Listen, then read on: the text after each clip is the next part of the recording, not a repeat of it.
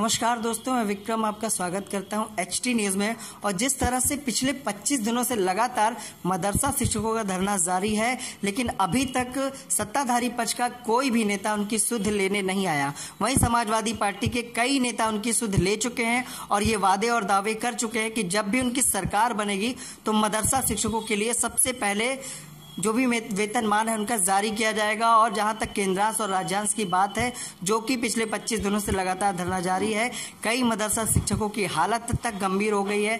आज भी कई मदरसा शिक्षक बेहोश तक हो गए थे जिन्होंने आत्महत्या करने की कोशिश की थी। आइए, हमारे साथ मौजूद है इस वक्त सपा विधायक अमरीश पुष्कर जी। उनकी क्या राय है मदरसा शिक्षकों को, और जिस तरह से बजट पास हुआ है मदरसा शिक्षकों का 120 करोड़ और वहीं गाय के लिए पास हुआ है 700 करोड़। तो आइए इनसे बात करते हैं और सिलसिला जारी करते हैं कि क्या राय है मदरसा शिक्षकों के इस धरने पर। सर, बड़ा ही दुर्भाग्यपूर्ण है आज जो मदरसा शिक्षकों के साथ जो हो रहा है इस सरकार द्वारा, इसकी जितनी निंदा की जाए उतना ही कम है। सरकार द्वारा इनके बजट में भारी कटौती करके जो मात्र 120 करोड़ रखा गया है, वहीं सपा सरकार में बराबर सबका सम्मान करते हुए बराबर सबको वेतन और सारी सुविधाएं उपलब्ध कराती रही है। सपा सरकार में शिक्षकों का ज्यादातर ख्याल रखा गया है। नहीं, सपा सरकार में तो हमें सपा सरकार में शिक्षक नहीं, चाहे वो कोई भी वर्ग रहा हो, सबका वो ख्याल रखा गया है।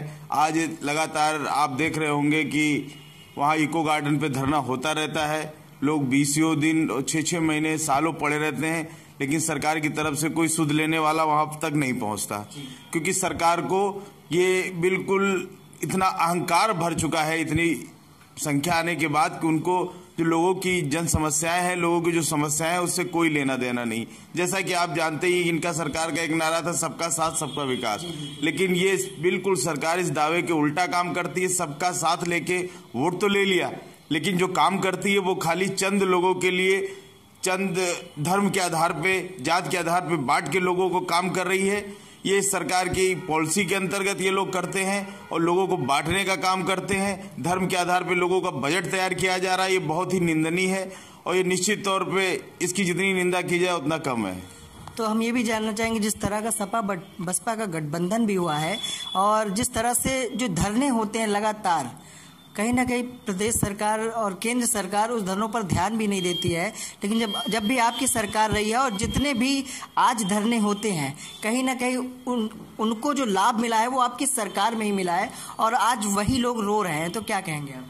देखिए, हमारी सरकार में सबका ध्यान रखा गया, चाहे वो शिक्षा मित्र हों, उनको अच्छी अच्छी जगहों पे मतलब उनको पूरा सम्मान करते हुए उनको एक नियुक्ति मिली।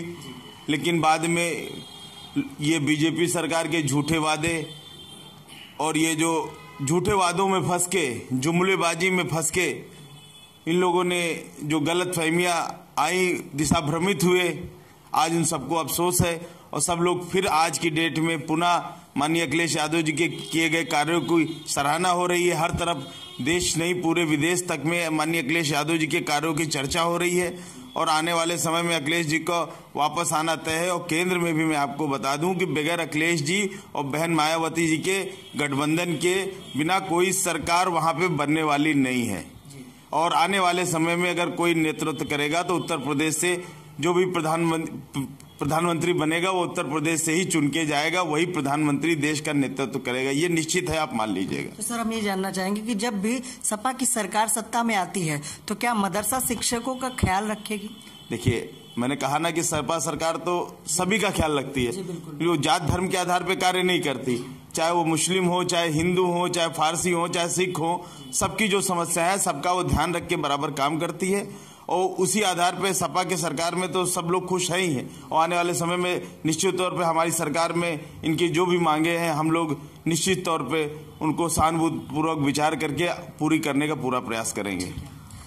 तो जैसा कि इससे पहले भी सपा के मंत्री सुध ले चुके हैं मदरसा शिक्षकों की, उसी तरह से आज बड़ा बयान है अमरीश पुष्कर सपा विधायक जी का कि जब भी सत्ता में सरकार समाजवादी पार्टी की आएगी, और जिस तरह से मदरसा शिक्षकों का खुद कहना है कि जब सपा की सरकार थी तो उनका विशेष ख्याल रखा गया था, लेकिन आज पिछले 25 दिनों से धरना जारी है, लेकिन सत्ताधारी पार्टी का कोई भी नेता उनकी सुध तक लेने नहीं गया। वहीं अल्पसंख्यक कल्याण विभाग के अधिकारियों के कानों में जू तक नहीं रेंग रही, जबकि मदरसा शिक्षकों का यह कहना है कि कहीं न कहीं अल्पसंख्यक कल्याण विभाग के अधिकारी भ्रष्ट हैं, उन पर उत्तर प्रदेश की सरकार जांच कराने का काम करे। तो देखते हैं कि समाजवादी पार्टी की सरकार जब बनती है तो मदरसा शिक्षकों का किस तरह से ख्याल रखेगी। इसी के साथ मैं विक्रम आपसे इजाजत चाहूंगा। नमस्कार।